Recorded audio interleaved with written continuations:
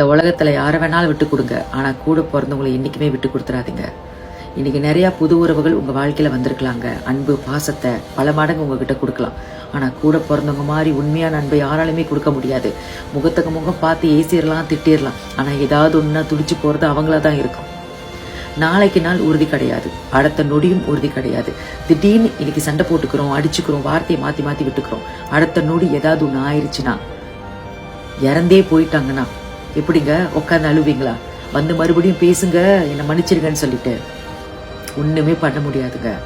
அதனால இந்த கசப்பான நினைவுகள் உங்க மத்தியில போய்கிட்டு இருக்கா, தூக்கி போடுங்க. எவ்வளையோ நல்ல விஷயங்கள் நடந்திருக்கும்.